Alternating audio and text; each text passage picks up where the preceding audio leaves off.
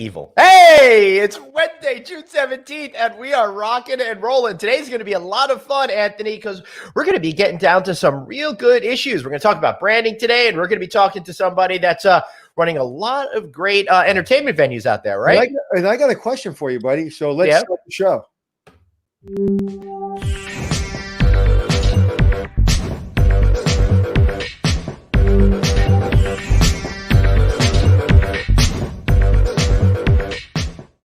All right, and we are live coast to coast, and Anthony is messing with me today. Hey, oh dang! Look at him. This is what is going on? All right. Dude, seriously, I just banged my knee really bad. I may have busted my kneecap. Oh, this is not good. I just banged it on an open desk drawer. Oh, that hurt. Oh, so as you guys can tell, this is live. You never know what's going to happen. That's why you need to tune in every single day at noon. Watch Anthony hurt himself. Watch me make a fool out of myself. That's what this is all about. Anthony, great to see you today. Great to see you. I may be rushing myself to the hospital after the show. Oh, good. I just really hurt my knee really bad. Hopefully it stops bleeding and it gets better. Oh, is it really bleeding? Yeah. But I'm going to be okay. I'm going to fight through it. That was weird. That's what happens when you try to go move something in between 5 seconds, you run back. But anyway, right. So I have a question for you, my friend. Yes, sir. My question is, this morning, you posted something. You know, you're a journalist, you're a reporter, you're a writer. And, you know, what people don't understand is this is our show, Checking In with Anthony and Glenn on our podcast, but it's also your No Vacancy show, and we've combined them both. Yep. But you have a whole section that you work on all day and all night, and it's your business, No Vacancy. Yep. And you posted I thought, a very timely and important article that seems that you're getting a little bit of criticism for. But I think the article you posted is something that, you know, is out there. And Wall Street Journal posted it. And I think you have an obligation to just tell people what's going on. So what was that article? So basically what happened is, unfortunately, Choice Hotels is being sued by a couple of dozen of their franchisees for a variety of reasons. You can find that report at novacancynews.com. It's our No Vacancy News Today show that we put out a few times a week on all the breaking news that's out there. But I knew something was bubbling below the surface, and I'm really sorry to see that it's come to this. Yeah. So anyway, read the report, and again, you know, we'll have Choice on, we'll have any brand on, and we're not here just to hide anything. It is what it is, and Choice will defend themselves, and hopefully it'll all work out for them. But I thought it was a good read, and I thought it was important. And so those people that criticize you, I don't agree with them. With that said, there's two sides to every story, and we'll be happy to talk to anyone involved in the lawsuit on either side. So yes, and listen. Most of what happens at brands. There's not a brand that hasn't been sued. Every brand gets sued. Everybody gets sued.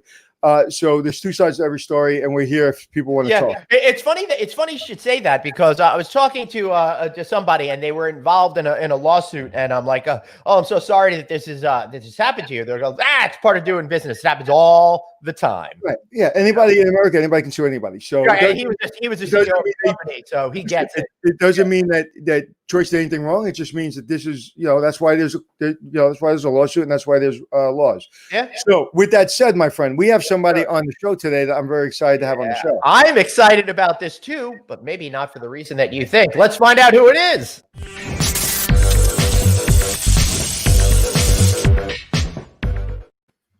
Joe Hession, CEO of Snow. What's the? I'm sorry. Snow Operating. No Operating. Excellent. All right. So, if those of you don't know, this gentleman operates the ski hill at the American Dream Complex in New Jersey. The only one I ever heard of prior to this was the one in Dubai. How freaking cool is that? And he does a hell of a lot more. He's basically what I do. He does for ski resorts, right? And his technology company. He's just one of my favorite entrepreneurs ever. And Joe, yes. Before we start, and we let you go. And plus, you look like a ski operator. You got the shirt. You got the wood in the back. I'm a little more casual. We're a little more casual. So before we go and talk about you and kind of what you're going through in the last couple of months, our producer Jeff found a picture that I want you to explain to the audience. Can't wait to see it. So this is how Anthony and I met each other. Right. And, I watched Hotel Impossible, was a fan of the show, and it was the first year we had leased the resort, Mountain Creek in New Jersey, which we recently purchased. And I was working the ticket booth line. My wife was working the front of the ticket line. And he comes up and he starts asking questions, and he's dressed like this in this picture. So he just starts saying, hey, what's the deal with ticket prices on this, asking a bunch of questions. And I literally go, are you Anthony Melchuri from Hotel Impossible? And he goes, how would you possibly know that? No, that's not what I said. I said, how the F do you know that? I was being polite, yeah. And so I was asking him where something was. Hey, Jeff, you want to react to that? Yeah, well, you make fun of my beard all the time. But when you have a beard, you don't have to wear a full face mask when you're skiing. So, see? True. There you go. Well, no, I love your new beard. Your old beard was a little much. But thank you, sir. Thanks for posting that. But so, yeah, so a couple things amazed me at that moment. One, that he's so intuitive that my mannerisms and my voice, out of thousands of people, he picked up like that. That was number one. Number two, that he is the owner who's about to buy the resort, is on the front line. Mm-hmm. And all of a sudden, I went, he took care of me, VIP'd me immediately. And me and him became really dear friends immediately. We work together. We do business together. And we became fast friends. And remember this morning when I was talking about, Glenn, when you and I were discussing that picture that I sent you? Mm-hmm. And I said, look at the 9 people in this picture. And what's the number one thing that defines them, right? And it's discipline. Right. Yep. And when I think of that picture and I think of those 9 very successful people, I think of Joe, because his discipline, just 15 years ago, Joe, you were working there as a front desk clerk or a manager or something? I started in the parking lot in Mountain Creek in 1994 when I was 14 years old. Now own the resort and the indoor ski hill and a few other businesses. But, it was really taking advantage at the time when basically it's a good story in culture and ability to want to, change and be and constantly evolve.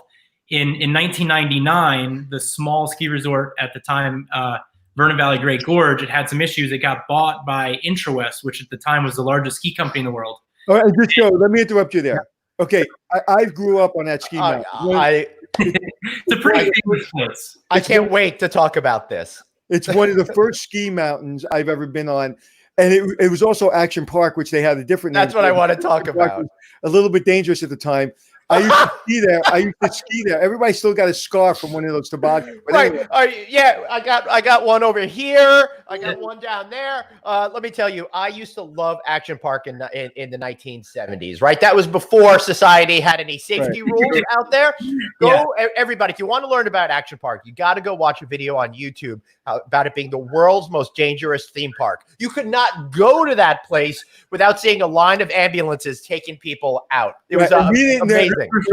And that was years before Joe came in, and obviously, of course, he had nothing to do with that. Right. In fact, I'm talking about stories pre-Joe, because this was the 1970s, and you just told us you came around in 1980. He wasn't even born. So I was born in 1980, so it was pre my time. Right. So Joe, as you see, the enthusiasm for people that grew up on the East Coast for that park, right? So I had the same experiences.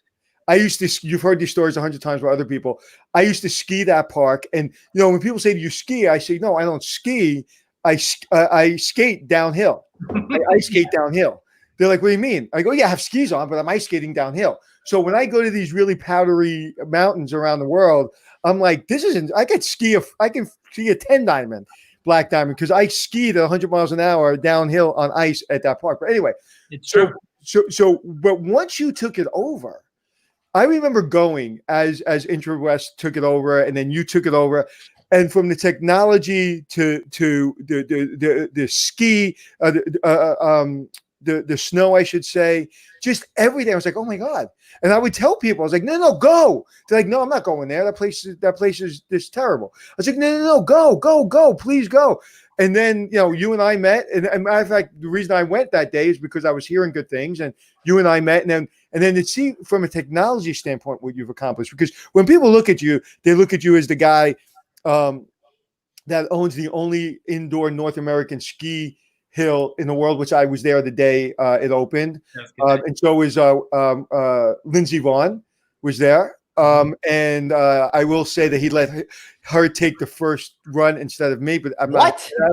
Yeah, would you imagine Lindsay She has running? the credentials. She has the credentials. Right, but so with everything you've accomplished, the thing that I am most just proud of and is that your technology company. So anyway, so tell people what you do. Tell them what situation you're in now, and tell them about the ski hill.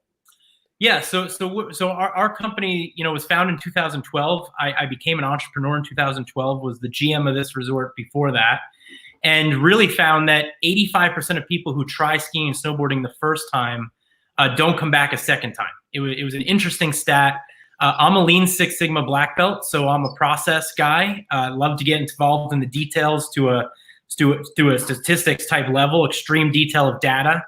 And I started to take on a project of why don't people come back their first time skiing or snowboarding? And literally we found out that they weren't having fun. And I know that sounds basic, but I then watched this great TED talk from this woman out of San Francisco, Nicole Lazaro, who basically is a psychologist in the realm of fun. And I called her up and said, hey, I'm starting this company all about process and how to make skiing more fun. And that's the issue we have. And she'd never skied or snowboarded. So I said, hey, I'll send your whole office out to Tahoe. So she went. It was pretty amazing to get her feedback. But then she taught me all about the psychology of fun. And using that and blending that with Lean Six Sigma, our company kind of took off because we found that by just changing a few ways that we looked at it and kind of rethinking the experience, we could increase that conversion rate by closer to 35%.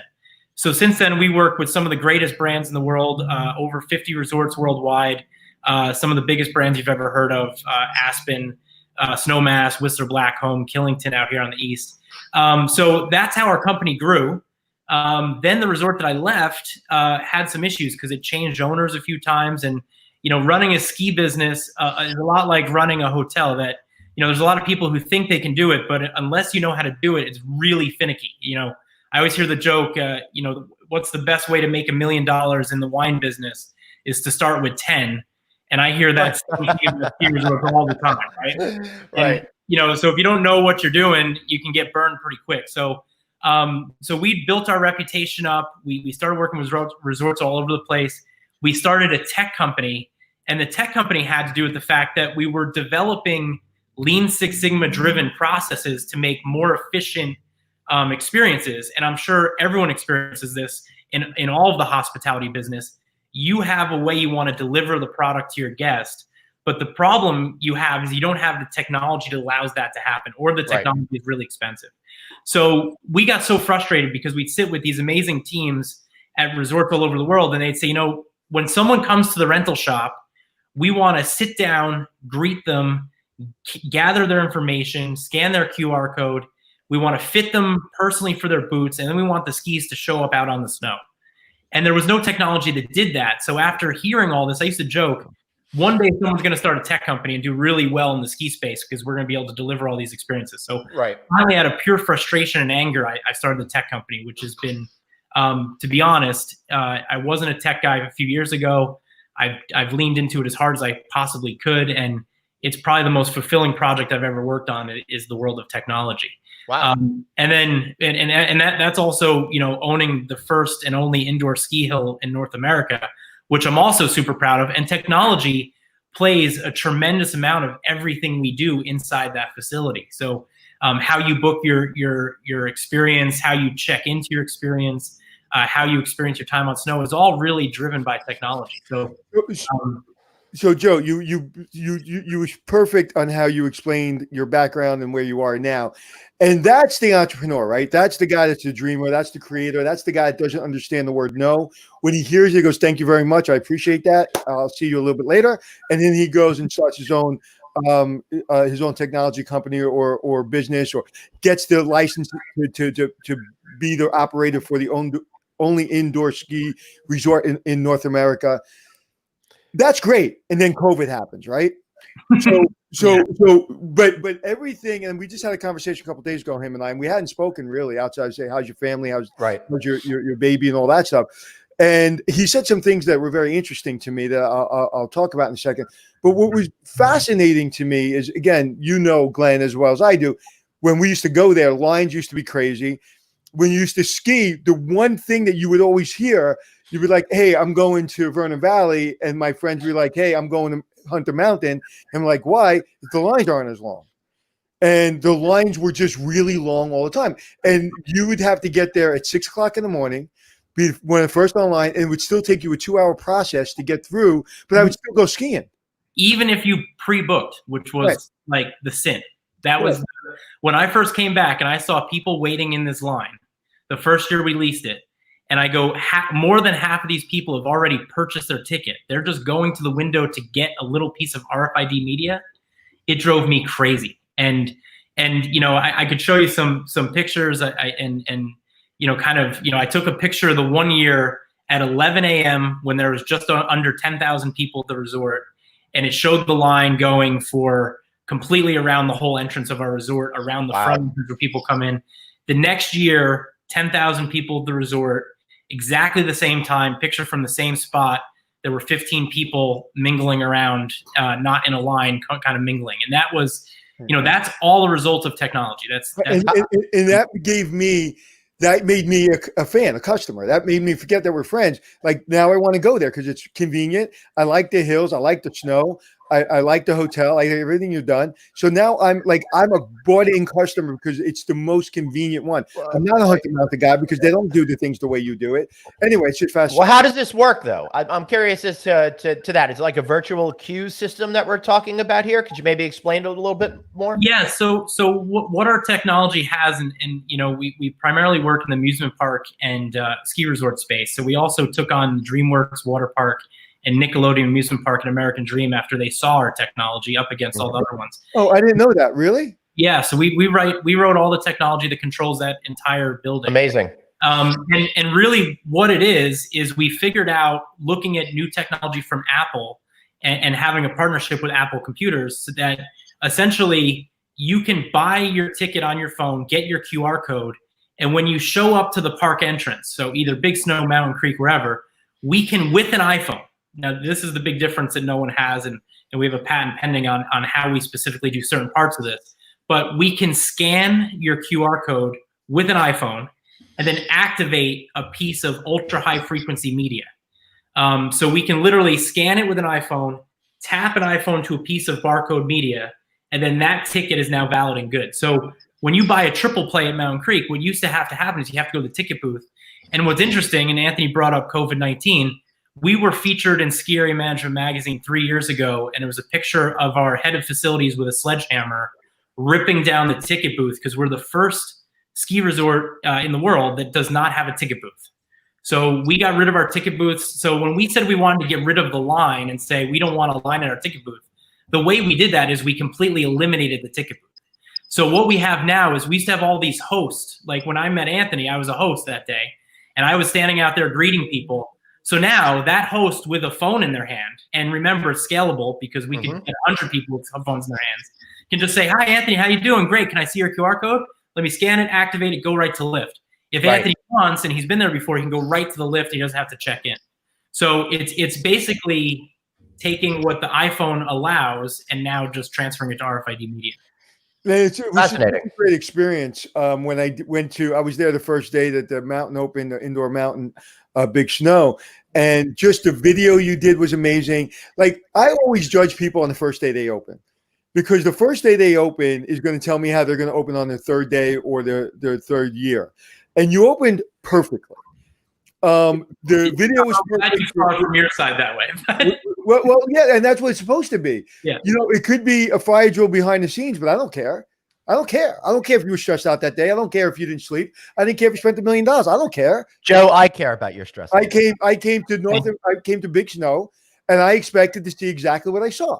It was perfect. Your wife, who's also in the industry, you know, who's a host and a star in her own right, did a beautiful video. I still remember her beautiful hat and just the way she was. She made it fun. You had a mascot that you everything was perfect. And there you were, surrounded by Lindsey Vonn in every single major news outlet in the world, at the bottom of your indoor ski mountain, being you, being articulate, not looking tired, not looking frustrated, looking like you didn't have a care in the world, looking like everything was perfect. And that's the difference between people that get there and people that don't get there.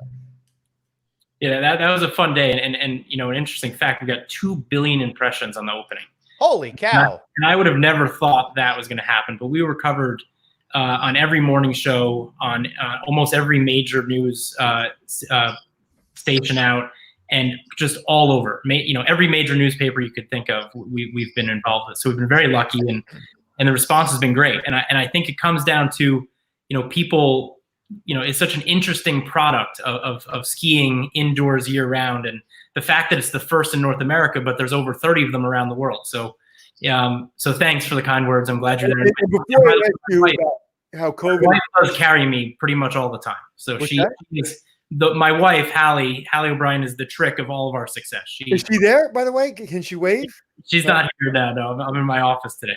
I love her. So matter of fact, when me and her met, do you remember? Yeah. Radio Lounge, like we were sitting for 2 hours, and you came over and I'm like, "Who are you?" It's like, best friend. You can leave. Exactly. Like she's really talented at what she does. She has an Emmy, as you know. Yeah. So she became a very dear friend very quickly. I absolutely fell in love with her immediately. I was like, "Oh, that's your husband." I forgot. Okay. But Joe, you can leave. She's my new best friend. But my point, I'm going to ask you a COVID question in a second, and kind of how that's changed your business.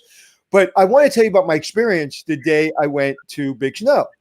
I checked in. The young lady was wonderful. She did exactly what you said with the technology. I had my wristband. I had my skis. The person basically fitted my boot, fitted my ski, and I was off. And, I'd be lying if I didn't say I waited a little bit because there was a lot of news media in my way and everybody's, it was the first day. But, I was off. And then also, if I just happen to be shopping at this mall and decide, oh, there's a ski mountain, I can get my ski pants. I can get everything. And you know what's great about it? Again, being a skier, and I've skied, it seems like every mountain in the world at this point. Finally skied Switzerland 2 years ago. Wow. And I love to ski. And so when I went there, I was like, I'm going to be bored so fast. This is going to be the most boring thing I've ever done. I'd be honest with you. I really said that. I was like, yeah. Right. Oh my God, it was so much fun. He says that about working with me as well. So well, that's true, though. You prove it every day. But I flew down the mountain. It was fun. It was a real ski. I was on a ski lift. It felt like I was skiing. I didn't want to leave. Then I went back and I called Joe and, hey, Joe, I'm going with my daughter and my nephew who's never skied before. He goes, don't worry, I'll hook you up. So I get there. I get this gentleman. I pay him on the side. He goes, listen, he was a ski instructor. I said, do me a favor, spend all day with my nephew. He's never skied before. Okay, I've been skiing everywhere. I have never had to be taken off the mountain on one of those flat things, okay? My nephew, apparently, who I thought was a really good athlete, apparently has 3 left feet. Not 2, 3. And this gentleman was with him, literally holding him every step of the way. And he still fell, and he still had to be pulled off the mountain. But he was handled perfectly. He was 100% fine. There was no problem. But they wanted to be overly cautious to make sure he was fine. It was handled perfectly. But I said, all the years that I've been skiing, all your mountains, every other mountain, like this kid gets on your mountain, and it's a good mountain, but it's not like the biggest mountain in the world. And he literally couldn't. So I said to him, I said, how was the experience? He goes, that was fun. I go, would you do it again? He goes, no. I said, why? He goes, because I just can't ski. I was like, okay. He goes, but what he said about the gentleman, he goes, what a nice guy. Everybody handled it so professionally. He goes, I'm glad I went. I'm just not a skier. So even with everything that you've done, my nephew's not going to be skiing. He is an engineer, so he can help you out maybe. The best ski resorts in the world, after all the work we've done, still have a less than 50% conversion rate. So it's always inspiration to do better, and we understand that skiing is a hard sport. It's an inherently risky sport, and it certainly isn't for everybody. But well, Joe, part of the other problem that skiing is that it could be really expensive, and there's a high barrier of entry to get into it if you're considering the way resorts have worked traditionally. I know they're starting to change right now, and some people are putting out packages, but to get all of the outdoor gear, to rent the skis, to get the lessons, to pay for the lift ticket, to get there. Sometimes you have to fly, or it's a whole thing. It's a real high barrier of entry, and people have to love it, love it, love it, love it. But by you including things like ski pants and all of that, it removes all those barriers of entry, and I think it makes it easier for people to like. Plus, if you're reaching out to new communities of people, I think you're going to be very lucky as well, or fortunate. And we provide all of that stuff: the lesson, the gear, the pants, the jacket for $69 for an adult. So wow, price is not a factor. We typically tried to take price out. Right, because honestly, I remember I haven't skied in something like 20 years. Not because I wouldn't enjoy it, but because I'd hurt myself seriously. I'm not good at any of that kind of stuff. But I do want to try it by you. Make sure now that my wife has got tenure at her school, I've got health insurance perpetually. You spent too much time at Action Park. I did. And speaking of Action Park, forget Lindsey Vaughn going down the hill. That's easy. I want to see her on that old school water slide that had the loop in it, and see if she could come out without a broken face. Unfortunately, that loop is far gone. So, but you know, one of my concerns was I couldn't really teach my kids how to ski, so I had to go to these mountains, and it was complicated. They all learned how to ski, and they did a great job. But now, if I had to do it over again, I would never take them anywhere but big snow to teach them how to ski. Dude, how super convenient is location? Your team was just literally extraordinary. But okay, so you're an entrepreneur. You did all these great things. You know, 10 years ago, you were just a guy, you know, working in a hotel, and now you're the guy. You're the guy that everybody looks at. You know, Nickelodeon, Disney, they came to you for your technology. You're the guy. And then a little thing called COVID happens. Mm-hmm. Tell me what's happened since then. So for one of our businesses, Mountain Creek, we made a huge risk and bought it outright on March 1st. We closed, wired a bunch of money out of our account on March 1st, 2020. Great timing. And to be honest, you know, one of the things about being an entrepreneur is you have to be positive. You have to always find a way. Like I always say that, you know, you might not be able to tell here, but I'm close to 300 pounds, right? I'm a big guy and a guy that can ski and rip and ride a bike strong, but I'm a bigger guy. But I like a little mouse. I could go through a crack that big if I had to, right? Because that's what it takes to survive and figure out. And to be honest, as COVID happened, you know, I instantly had a moment of what's the right thing to do. So the first thing, we closed Big Snow American Dream before anywhere else in the state had to. We got a call from the governor's office with a concern. We said, we understand the concern. We're going to close early before everyone else had to. Our mission statement at our company since 2012, and there's a little history behind this. I worked for someone years ago who was just bad to people. And I said to myself, if I ever get in a position to really make change, and when you own the company, you can make real change, I'm gonna make sure we're a purpose-driven company. And our mission statement is to enhance the lives of our team, guests, and partners by building lasting connections. So and that's something that, like, if I'm meeting with my team and I start talking about our mission statement, it's not uncommon for me to not have to hold it back, because I start to get emotional thinking about what it actually means to me. And that's why we're in business. And trust me, for a lot of our executives, it's been really hard for them to understand that team comes before partners. So the decisions we make go against everything if we truly believe in our mission. So when COVID hit, it was, for us, the worst possible time. But, you know, looking at, you know, seeing this as an opportunity. So I think as an entrepreneur, you have to see everything as an opportunity. I saw a great conversation with Mark Cuban talking about this is a great opportunity for brands. And I thought about it. I said, I'm not going to be a victim of the circumstance. Like, the timing was bad. This was tough. But our mission statement is real. Our mission statement means something. And we're going to show up. And to be honest, I'm thankful for this opportunity as a CEO. Mm-hmm. I'm thankful that I get to be CEO in this time to see what I'm made of and what I can do. So we got our executive team together and we made some decisions right away. So first was, we were going to protect our people no matter what to the end as far as we could. Wow. So unfortunately at Big Snow, we had to furlough some people on the front line just because of the way the business is set up. But for those people on the front line that were furloughed, we helped them in the waiting period by paying them a bonus at the end, to try to find creative ways to do that. Working with our HR and legal people. We also went as far as to reach out every week just to make sure people were getting what they needed, getting the help they needed. So that's how we started. The food they needed. We started food drives, and then we went further, where we started as the PPP program came out at Mountain Creek. So Mountain Creek, we were able, based on the time of the season, to keep all of our full-time year-round people employed. We've done that up to this week. Last week, our entire executive team was furloughed. Wow. And that's something that I regret we had to do, but that's the reality of the circumstance. But I'm also very proud of our executive team because it was their idea, because they really looked at it and said, we are a top-down driven company, and if the first people to be furloughed should be our executive team, and all of them wanted to and were willing to do this, which is saving all of the frontline jobs. The other thing we did is when we got the PPP money, we looked at it and said, okay, from a mission statement standpoint, our job is to enhance lives of our team, guests, and partners. The community is one of our main partners, of course.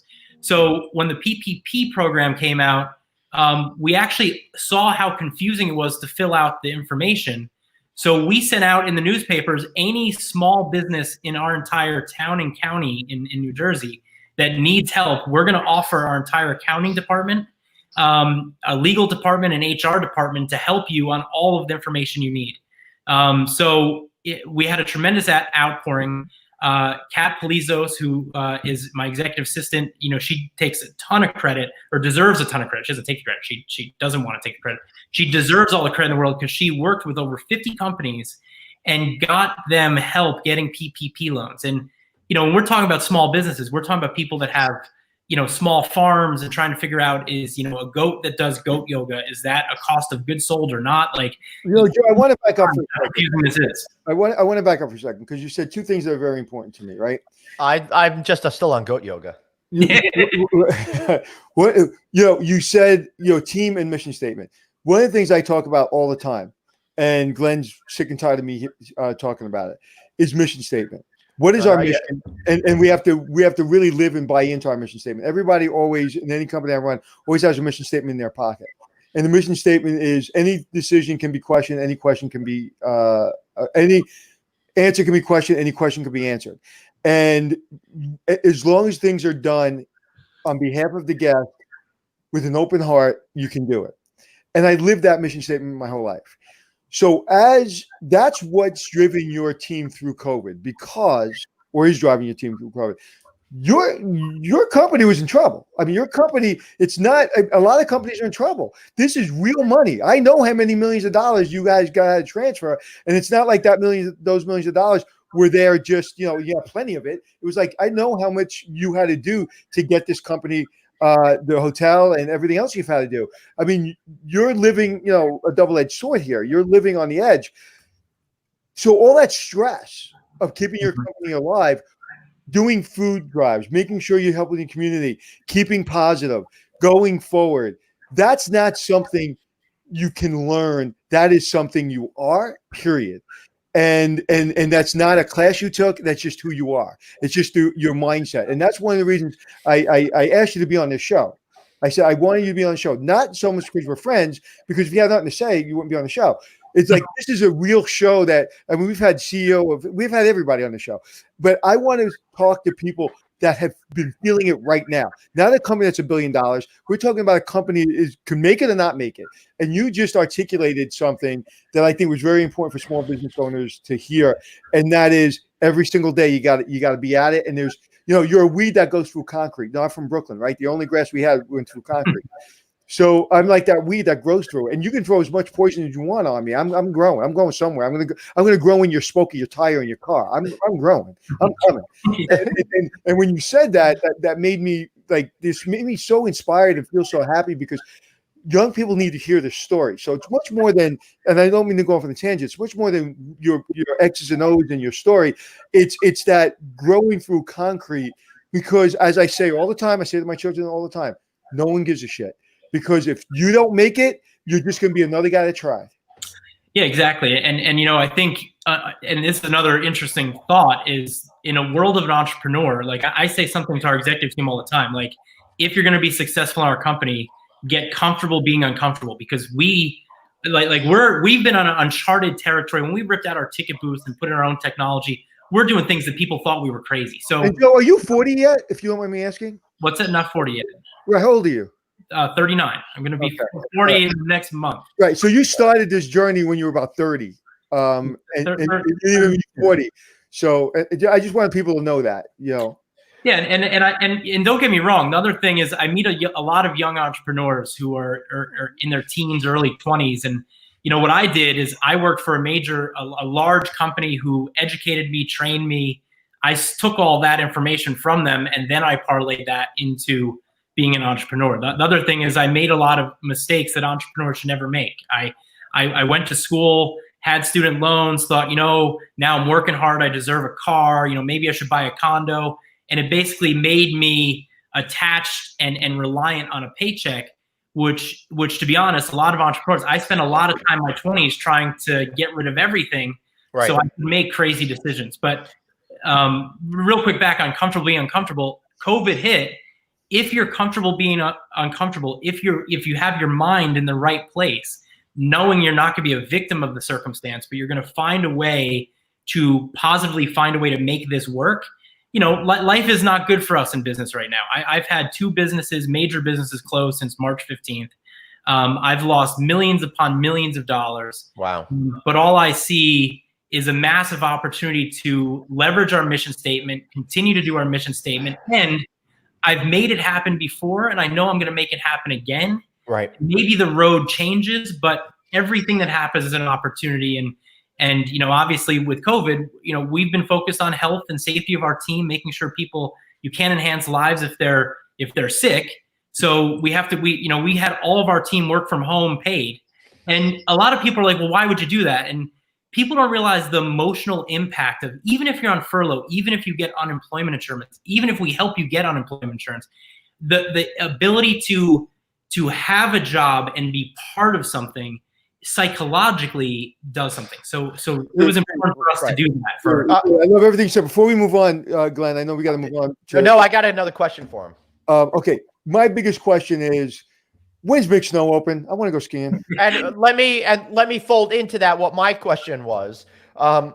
Other states, right? You're in New Jersey. I want to make that clear that you're in New Jersey. Other states, such as Pennsylvania, are farther ahead and opening. They're opening water parks. They're opening their stuff. You're not allowed to. You're losing ground. How are you handling that? How are you processing that? So it's frustrating. It's frustrating because, I had a great conversation with our local congressman. He called me this morning and yesterday, Josh Gottheimer here in the northern part of New Jersey. And we had a great conversation. He's been extremely supportive in helping us have a direct line to the governor's office. And, to be honest, it's frustrating because for us, you look at it and say, this is a complicated situation. It's complicated because in one side, between the different media outlets and everything going on, there's this cloud of not knowing what actually is happening. So we don't know what's real and what's not real. So for us, it's frustrating when water parks across the state line open and do it. But we've continued to work with our leadership of the state, be really good members of the community. And when we're ready to open, we know we're going to. Trust me, it's something that at night I go, oh my God, this is if I could just open. And right now, to be honest, the thought of making money. So I've been on furlough since February as the CEO, as the first person to go on furlough. I've obviously been down a few $1 million at this point that I only created in the last few years. So the thought that I even had $1 million to lose is pretty cool. So we'll get it back. But you look at it and you say, right now the idea of making money isn't going to be anytime soon, but living to our mission statement, I want to get the water park open because I don't want to furlough anyone else, and I want to keep my people, and I want to get my team back in full, right? Because then I know we can do great things. So it is frustrating. We are working with the state, and I'm hoping we're going to get good news sooner than later and get open. Are you communicating with the Six Flags people at all who operate the big Great Adventure water park off Exit 7A and the Turnpike as well as the water park there? Yeah, we've actually worked with all of the water parks in New Jersey. Maury Pierre has been a great leader from down south, and coming up with that. And to be honest, a lot of it's just educating the lawmakers on water parks compared to pools. Like we have lifeguards, we have some of the best trained lifeguards. So most people don't know that 99% of water parks use this company, Jeff Ellis and Associates, to do their lifeguards. Same people Disney and everyone else uses. Like we take health and safety at a resort to a highest level. We have ski patrol in the winter. We have EMS buildings. We have a lot of ability to ensure social distancing, make sure we control volumes at the gate. So to be honest, water parks are not that risky. So Joe, just so you know, as a person who've been to your parks for a couple of years now, you have way too much staff, bro. You have so much staff, so much security, so many instructors. Every time I go, and my children know, it's like, oh, there he goes again. I sat in your dining room, okay, the first time you opened, and my daughters looked at me and go, what are you doing? And I go, you know exactly what I'm doing. She goes, you're doing a profit and loss statement in your head, aren't you? I said, I kind of am. And I do a profit and loss statement everywhere I go. It's instant. And I'm always saying, man, you have a lot of labor. Yeah, our labor rate is not substantially high. If you look at our labor as a percentage of revenue in each of the business units, I think we're on the cusp of being. But I mean that in a good way. I mean, you have the people in the right places. Yeah, so we have to flex. So one of the things that, if we had more time, I would tell you a whole story about how we did a Six Sigma project on having the right people at the right time. And basically in our business, we variable. We're on a Friday night, we get 60 school buses and packed. On a Saturday, we do 10,000 people, and on a Monday morning, we do 600 people. It's me. I'm there because I know it's empty. All right, I'm thinking, Anthony, we should get Joe back here to talk more about that Six Sigma stuff and leadership issues. Yeah, I as you can tell, like that's why I had Joe on. I think I'm a little. I asked. We're going to do a special show on Friday. I'm kind of like the show's been great, and we've been talking about a lot of different things. But one of the things I want to start talking about is you got to get through stuff. Right. And no one's giving you a playbook. You got to get through it. And your mindset is important because you are a young entrepreneur. You've been kicked. And one of the things I love that you said is like, could you imagine I had $1 million to lose and I lost it and now I'm going to make it back again? It's like, I love that you said that because one of the things that I love about you, and I think the reason you and I are dear friends, is because your authenticity. Most people wouldn't say that. I wouldn't say it. Okay, you were out there. You laid yourself bare, and like, wow, it was great that I had it. Oh, there it went. Bye. But I'll go back again. Listen, if every single entrepreneur from all Cuban on down, on up, around, doesn't matter. There's not one of them that hasn't failed. This is going to make you the most sought after. You're going to give one of the greatest TED Talks in the world when this is all done, right? And that's what this is about. This is about having depth. One of the reasons I love doing the show with my friend Glenn, we literally 12 seconds in, we're like, show, live, go. What are we going to do? No idea. We were just doing marketing material last night, and there's 9 people on this brochure, and one of the people, people are CEOs, CFOs of major brands. One of the co-founders of Ritz-Carlton, Jerry Inzarello, who's one of my mentors and one of the people I just think is the most inspiring person I've ever met. All kinds of different people on our show. We did it in 12 seconds. How did we do it? I don't know, because we wanted to.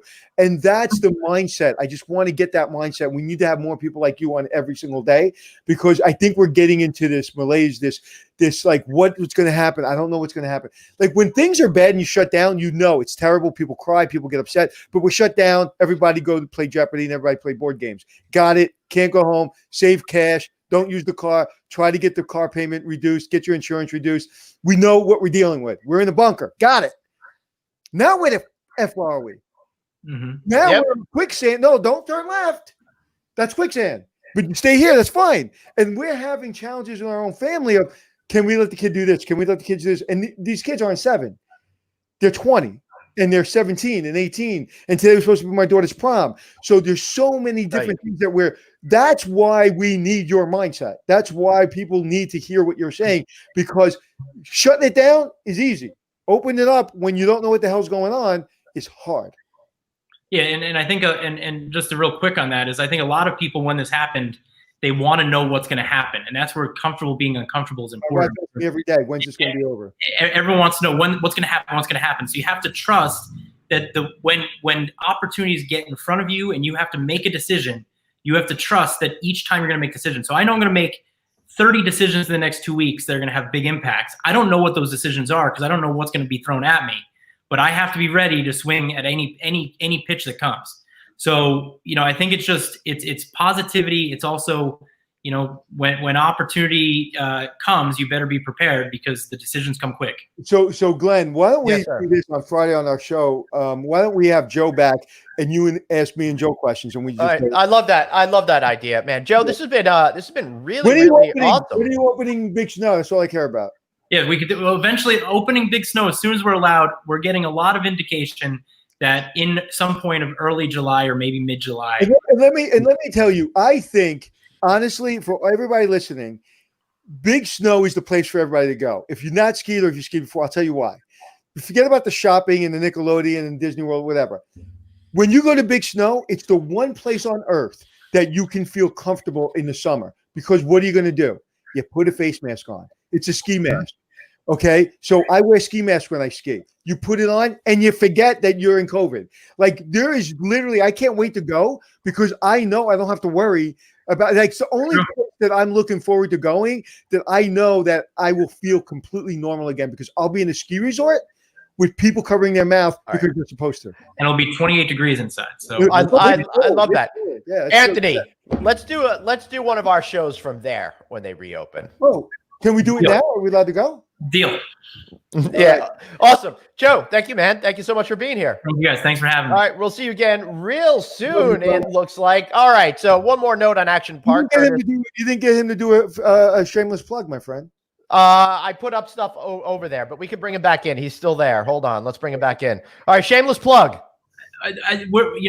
Shameless. Visit us if you like what we've done for the community and for people, giving free prom to the students in the Vernon area, doing food drives. If you like what our company's done and you want to continue to support the people that work for our company, when the water park opens and Big Snow opens, come visit us, have a great time with your family, and remember that you're literally supporting our business, continuing to be able to take care of our people. So Big Snow American Dream, Mountain Creek Resort, come visit us. It's going to be a fun hotels. They get good rates. We do. We have Appalachian Hotel. We have great deals. We have great revenue management partners. All right. I wonder who that could be. All right, Joe. Thank you so much. Thank you. I really appreciate it. All right. So one more note on Action Park. Curtis Donar said they made a movie based on Action Park called Action Point last year with Johnny Knoxville. Guys, I'm telling you, got to check this out. It was pure, unadulterated craziness in the 70s and early 80s. You saw the movie? No, I haven't seen that. I'm just talking about Action Park in general. So let me tell you one of the things he's talking about. Okay, yeah. Vivid memory. Maybe I'm 11 years old. There is a concrete toboggan. I love that thing. So now, dangerous. What is better than hop kids up on sugar, put them on a concrete toboggan with going downhill, on a plastic toboggan with a brake that you control with turns that like you can't go fast around these turns. It says, please slow down during the turns. Right. When you're 11 years old and I'm a speed freak, you fly off the side of the mountain. That's right. And that happened to so many people. But I freaking love that ride. There's nothing worse, though, than getting stuck behind a slowpoke and you'd have a whole line of people. Listen, if you do not have a scar from Action Park, you didn't go to the right Action Park. That's right. That place was freaking awesome. Speaking of awesome, I think it's time to bring in our next guest.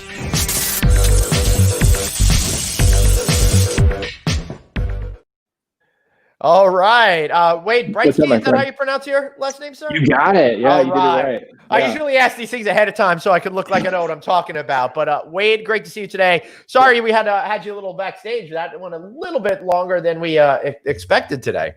You're totally fine. I actually really enjoyed it. And Joe had a lot of really great things to say that I think are really relevant to the things that I do every day. So I really appreciated it. So what the hell you do every day, Wade? Yeah, first, we got two different things that you do. We Travel Forward, and you're also the founding partner of WeCreate. Where do you want to jump in first, sir? Yeah, so my career started when I was traveling around actually doing music, and then these different hospitality, hotels, different things wanted us to make videos, and then those videos started to needed to be on brand, and then I started understanding brand, and then we launched a company in 2012, WeCreate. Now we have 13 full-time photo, video, design. We work all over the country with hotels and restaurants and on their brand and content and all sorts of fun stuff like that. Excellent. So, Anthony, you want to say something? Yeah. What is the number one thing that restaurants specifically and hotels should be doing right now? The number one thing is just keeping people aware of what's happening. Because I think that a lot of people are uneducated as far as like, is it open? Is it not? Is it curbside? Is it, can I come in? Can I sit outside? So if you're able to take a step back and say, this is how you can support me right now. And believe me, people want to support you. That's the thing, is just education, and to be able to take a step back and say, hey, I'm not being selfish here. What I'm doing is just letting my clients know what's going on right now. Yeah, but also when you say that's selfish, well, you know what? Now it's time to be selfish. Right. Everybody right now, restaurants, they're saying in some countries, 65% of the hotels aren't going to open again. In America, they're saying about 20% of the hotels that closed will not open again. There's numbers of 50% of restaurants in some countries never opening again. Yeah. Listen, we don't want to hurt anybody. I don't want to hurt my competition, but I'm going to get my slice and I got to keep my business moving. And I'm going to be good to my community. I'm going to be good to my employees. I'm going to be even good to my competitors. But the way you get your slice, the way you build loyalty is through communicating. And right now, the way to communicate is not the way we used to communicate. It's the way the kids are communicating. It's the way people are communicating today. And your company is exactly the company that's needed. If you don't spend any money, okay, when I didn't want to spend any money on my business, there was one business I didn't shut down. And that was my social media. Right. So what are the hallmarks of great branding now that can help you cut through the clutter? Because there's so many brands out there and it's really hard to foster that connection with people. Yeah. So I think this is a great time for us to take a step back and really evaluate who you are as a company. And that's what I love about Joe and his mission statement. It's like, hey, are we coming back to what's important to us when we founded this thing, or when I came into this particular organization? So to me, there's two sides to brand. Brand is internally, what is your culture? What is your mission? What do you stand for? What are those values? And then externally is like, how do you represent that? So brand is your culture. What am I doing to my team? And Joe's been a really great example of like, hey, I'm putting my people first. And then externally, how am I communicating that visually, messaging? And what platforms am I choosing to own in that? So those are the two. That's 2 of 3. But to me, it's like I'm gonna define my culture and my internal side, and then I'm gonna show the world how I'm doing that, and I'm gonna show it in a really great light. Interesting. All right. So what are the biggest mistakes that people are making in that case? Because I think a lot of people don't really know enough, so I think they make mistakes that they easily could avoid. I think the biggest thing is they don't know what to say, so they don't say anything at all, right? So they take a step back and they're like, well, I'm afraid to say this, or I'm not going to do this. But if the world can open up and have an honest conversation about where they're at, I think that people are going to accept them even further. You know, a lot of these, multi-room hotels that are multiple stories and all these different things might seem a little unapproachable, but real people work there. Real people care about these properties. And if you could take a step back and say, hey, this is where we're at. This is what I want to communicate to you. And it's based on where my values are or what my culture is. I think that the world needs to hear more of that authentic conversation. You know, Wade, I had that moment myself. We were just talking about that poster we're putting together with all the 9 people that with some of the 9 people we've had on the show. And I'm looking at them and go, I know these people. They're all really nice. Like they were so nice on the show. They're all self-made. I like these people. They're like my friends now. Wow, they run companies that I never thought they would give me a job. Now I know these people. And it was I'm a guy who's been doing this for a long time. And, I have influence in this industry. I know people, right? I've done a lot of things in this industry. And I was like a little boy going, wow, I know all these people. And that is so true that people, like you have to, like when Joe was talking, you sense his authenticity. 100%. Like, could you listen to that guy talk all day long? Yeah, I was like, don't put me on. Like, I know. I was sitting there feeling guilty, typing in the private. And I'll be honest with you, one of the things we said over the weekend, me and Glenn were talking. We're like, I think we're having too many guests on in one day because there's guests on that we don't want to stop them talking. Honestly, if you weren't in the wings, he'd still be talking. Okay, but we're glad you're here. But that's really, I'm going to invite him back because I want to learn from people. And when he said, he goes, I lost $1 million. He goes, a week ago I didn't have $1 million to lose. Now I lost it. He goes, but it was nice that I lost it because I had it. What a crazy attitude. How amazing is that? But that is, he's a kid that he comes from very humble beginnings. I know his story. He built everything he has. And when I tell you his wife is more of a rock star than he is, they're a rock star couple. I sat down. I didn't want her to stop talking. She is absolutely brilliant and delightful. And they built this all with sweat and tears. But they also did something, Wade, that I'm sure you've done in your company, is they surrounded themselves with A-type personalities. Yeah. The day I went, I didn't tell them this, but the day I went to the ski resort, the people I've met before that were very nice to me and we were talking when I was at this other resort, they barely looked at me because they were so busy. They were like, Joe talked to me. Joe was nice to me. They were too busy. They were just getting stuff done so Joe can make sure that this looks easy. And they said hello, how are you, and everything. But they had stuff to do, and that is his trait. So we didn't talk about that more. The reason he's successful is because he not only married the right person, but because he put the right people around him and gave them the ability to do their jobs. And I'm telling you, some of those people are the best people I've ever met. Yeah, I couldn't agree more. And that's where, you know, I have some really great partners. I have an insane team. They're the most creative people on the planet. And like you talked about this whole COVID thing, we've been really fortunate where we haven't had to let anybody go. We haven't had to make any big changes. However, you know, we gotta hustle, right? And this team that I have right now, I've worked 12 years for this team, and I'm doing everything I can to keep them together. And so, like you said, like how do you think about your mission? How does that connect to the world? And then, I just really appreciate everything Joe had to say and what you guys brought out of him today. That was one thing I got to tell you that I appreciate about you, Wade, and notice my sly transition here, is that you're not just looking out for yourself, but you're looking out for the hospitality industry in general. That's why you went ahead and you created We Travel Forward. The whole notion of buying gift cards and getting special offers out there to help hoteliers be successful and be able to pay their bills in the short term to accept guests later on. Could you share a little bit more about the impetus for this and what it actually does? Yeah. So actually, you know, I'm really fortunate where, you know, I've worked with a lot of really incredible people throughout the years. And one of my dear friends, Amy Ogden, called me on like a Sunday morning. It's like 10 a.m. And she's like, hey, listen, I have this idea, but I need some help getting it off the ground.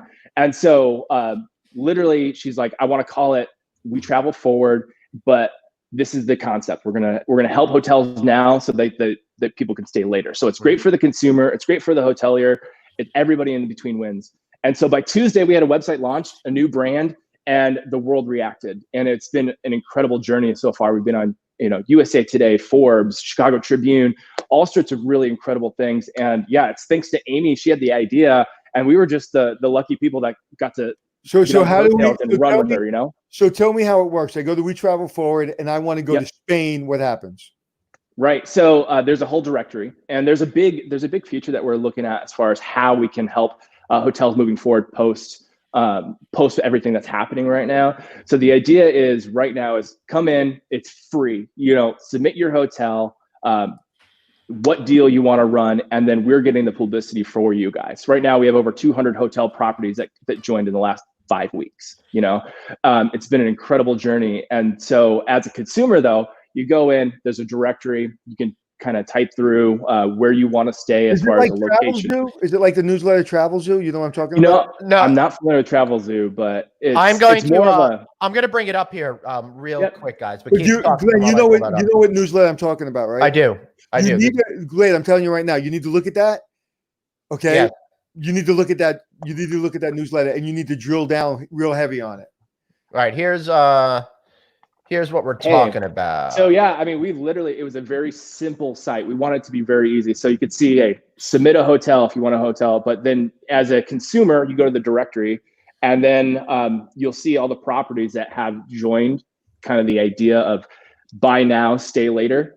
And I love it. I love the colors. I love everything. The one thing, being a marketing guy and a logo guy, can I give you 1 ounce of my? Give it to me. Yeah, this was made in 9 hours. As soon as go back to the first page, if you would. I will. Going right now. As soon as I read it, it's thinking. Hold on. I'm sure a lot of people thought the same thing I thought. I thought it said wet travel. Oh, WE is very close to the T. Yeah. And I looked at it, I was like, oh, wet travel? What the hell is wet travel? Yeah, I can. It's a water park guide that they're putting together. So you haven't heard about that?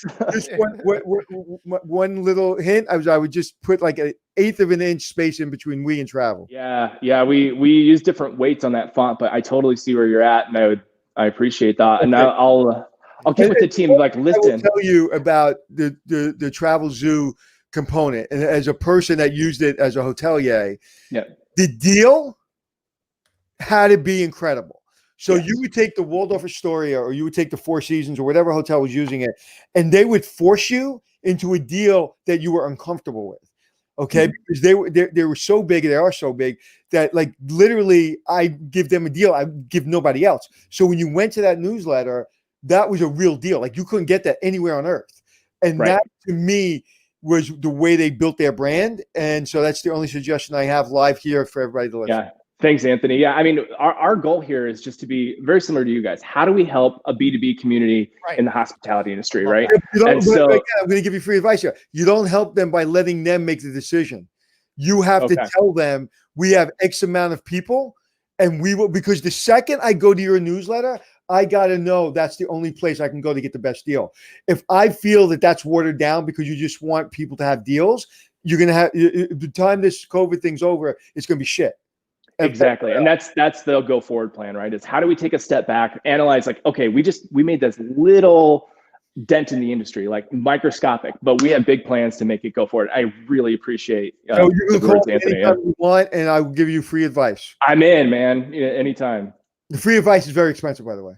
Oh, hey, I can afford coffee right now. Like, remember, I got to make payroll. So that's excellent. So what kind of response are you having from the consumer side of the business? Yeah. So, I mean, in a matter of a few weeks, we've hit, I want to say 80,000 hits on the website. Wow. Kind of overnight. So we're seeing a lot of traffic, but to be really honest with you, I'm not the one tracking, if they're actually booking. I'm putting that on the hotel. There's no commission on our side. We just wanted to point people to the right direction to say, hey, this is a great deal. Go stay here. Go see your grandma in New Jersey that you haven't seen in three months or whatever. You know, right. The idea is to take a step back, point them that way, but then use this as a platform to help the B2B community moving forward. Yeah, I think that's amazing. It gets cash in your account right away, and it helps people. Mm-hmm. But you tapped on something, like you say, you're getting all these news organizations. You're on our show. We had 750,000 clicks last month just with now these all travelers. These are all people in the hotel business, all people that travel all over the world. And so right now is the time to really look at it a year from now, which I'm sure you're doing. But again, the only thing that I will highly suggest is make sure that every deal you put on there is the best deal that people can find. And then I'll go. But if I feel I can find that deal on third parties, hotels, Expedia, there's another thing that you have to understand is we're tired of using third parties, right? So if you can give our consumer another option that books directly to us, I'm willing to reduce my rates pretty high. And because of the way third-party contracts are built, I can give you a special deal that's above and beyond, because I have to have parity typically. But if I use a site like yours, I don't have to have parity.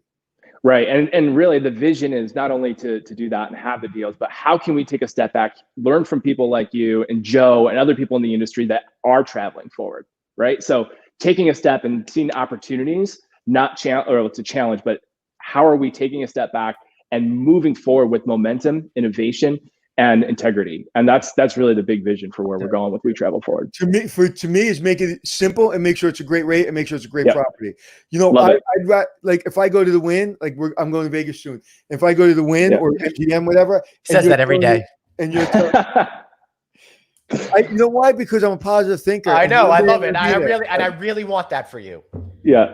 So, you know, if you tell me, you know, there's a hotel that's $69, I'm not interested in that hotel. Tell me the Wynn is $399, whereas it used to be $999. I'm interested, right? Exactly. And but it's got to be that best deal that Wynn has to offer. So anyway, I wish you luck, and I'd love to consult with you and help you and give you some insight, because I appreciate that. I appreciate you both. Yeah. Right now we have to Wade. Maybe instead of a coffee, we'll go to the barber. I think we share the same one. No, so. I have a better haircut than you. Look at my head. Look at this. Look how I have the right color head. Yours is I'm in front of some natural light. It's really glowing here. Yeah. So what's up, Glenn? The person with all the hair. I just wanted to just show off how luxurious it is. It's getting super long back here. I'm almost ready for a braid and all of that. But seriously, Wade, any final thoughts that you have? Any words of inspiration? Any positivity in regards to the overall state of the industry? Great branding, any of that kind of stuff? Yeah. So what we're seeing is a lot of people starting to envision themselves back at places that they've been to or they've aspired to and they've never had the chance to. So we're getting the people who had to hit pause button a few months ago are starting to call us back as a vendor, as a guy who's creating photo and video for these different properties. It's a really encouraging thing for me because I feel like that's on the tail of, hey, there's something coming and we're ready for it. So as a consumer, get excited. As a vendor or a person in the hospitality industry, you should be even more excited because the world's gonna flip around. I understand that it's gonna be a lot of fun on the other side. I want you to stay after the show because I don't want to say it, but I have an idea for you. I don't want to give it away. But I think it's a way to kind of give you an edge over other people in that space. I'm not going anywhere. I appreciate that. I love it. Excellent. Yeah. Wade, man, thank you so much. I guess we'll talk to you in a couple of minutes. All right. Hey, looking forward to that. All right. Groovy, man. Thanks for being here. Really appreciate it. You guys. Yeah. All right. So, Anthony, I got to tell you, this is one of those shows that I had no expectations of, and it really went in a direction that I thought was extremely satisfying. Just like yesterday, I'm loving the stuff that we're mining out there and the great advice that we're able to get for people. Write this quote down. Shit's hard. Get over it. Move forward. Right. You know, and again, I'm dealing with a lot of shit. You're dealing with a lot of shit. It's hard, man. This is the hardest probably moment of my career, my life. This is challenging. This is tough. You need people like Joe. You need people like Wade. You need our show. I like to think our show is contributing. You need to hear that it's going to be okay. And if it's not, you will turn and you will figure it out. And, right. And when Joe said, Joe was on the precipice of being, loaded. And then all of a sudden it's like, oh, no, you're not. It's like getting to the top of the hill and then you hit that piece of ice and you float all the way down to the bottom of the hill. But when he was falling, he's saying, oh, that's fun. All right, that hurts, but that's fun. I'm going to go back to the hill. And again, concrete through a root through a concrete, a weed through concrete. It's important. What he said was, you got to keep going. It's just not words. It's not quotes. It's a feeling. It's a way of life. It's the truth that you wake up in the morning. You wake up and you go. If you see the drudgery and you see what's going around, you see the misinformation and you say, well, this news station, that news station, the White House, the governor's office, the mayor's house. Listen, I got a lot of opinions on all that crap. I'm too busy worrying about what I got to do to worry about some people lying to me. Some people aren't lying to me. What's the difference? I don't know. I'm using my common sense and moving forward. And we've got to get out of that head. We've got to get out of the head of listening to other people. Okay. You've got to take good information. You got to learn what you learned in school and pay attention and be able to think for yourself. Once you think for yourself, you got to take care of your family and you got to move forward. And everything else is like, shut it off. Right. I'm 38 days into almost no media in my life. Right. Yeah. It's amazing. I haven't been watching any of the news for the most part, where I used to be addicted to it and watch all the time because it's not healthy. It's not helping me get inner peace and move forward and be successful. And Anthony, you said one thing that really strikes me, and I've been kind of operating under that the assumption. You talk about the world ending, right? The world ends. The world ends. But it probably isn't. So you have to work hard. You have to focus. You got to keep moving forward. And if the world does that, well, less laughs on us. At least we push forward and try to create a path for ourselves, right? Listen, as soon as you're a miracle to be here, even be born, and we're on slippery ice all the time. Yeah. Put your helmet on and keep walking. That's right. Now, one of the things about keep walking and just keep going forward, something happened at the beginning of the show. I sent Jeff, our producer, a picture of it. I wonder if he has it up. It's ready. So, Joe, I kept on going. Oh, God. That's what you did?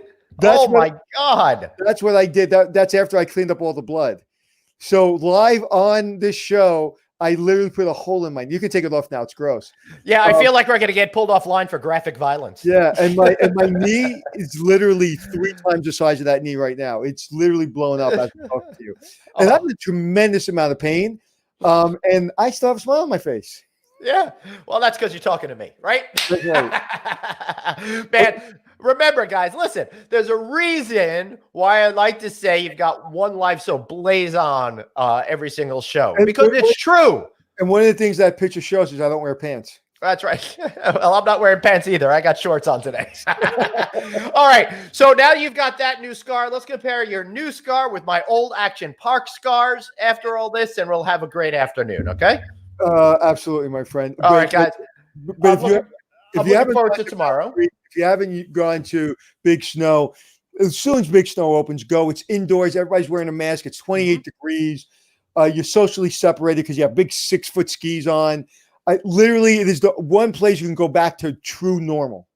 Right. Yeah, absolutely. You're so right. All right. So tomorrow we got John Russell, the CEO of RLH Corporation. I think that's going to be a fantastic interview. They were really looking to Red Lions Hotels. Yes, they were really looking to reinvent themselves when John came on as interim CEO back in November-ish, and he's since just recently been made permanent CEO, so we're going to get a great update on that. Also, be sure to check out Hospitality Success, a great place for you guys to learn and be productive and get lessons from each other, right, Anthony? Actually, Joe's one of our clients. Yeah. And there's a really good backstory of that, but I'll let him tell it next time he's on the show.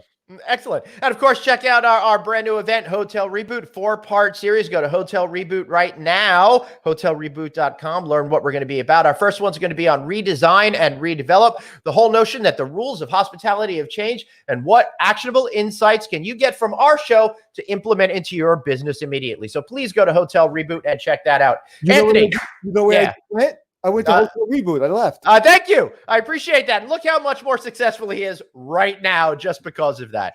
All right, maybe he's got one leg, but everything's going to be okay. Please go to USA Hospitality Strong. Donate to the hospitality industry. We're still dealing with 70% of our industries out of business. Hilton just furloughed a lot of people. So, yes, when you look at the executive team and say those people were furloughed, housekeepers were furloughed day one. Front desk people were furloughed day one. Yep. There's a lot of struggle right now in our industry. Around the world, people are saying a lot of hotels aren't going to come back. You're starting to see that. When you start seeing Hilton and Marriott say, hey, doesn't look like we can even bring our executive team on to October, that means our industry isn't coming back for a while. So that means those housekeepers are going to be forced into other jobs that they don't want potentially, or not going to be able to find a job doing something else. So please, it's there. We haven't spent $1 of it yet. We're, I think, up to $8,000. We want to get to 100. We're holding it because right now there is a lot of help out there. There's PP and so we're holding it a little bit while longer, and then we're going to start distributing it coming up pretty soon when people are really in need of the money. Beautiful. I love it. All right, everybody. Thank you so much for being here. The future is up to you. You can make it happen. Remember, you've got one life, so blaze on, and thanks for checking in. See you guys tomorrow for another great show.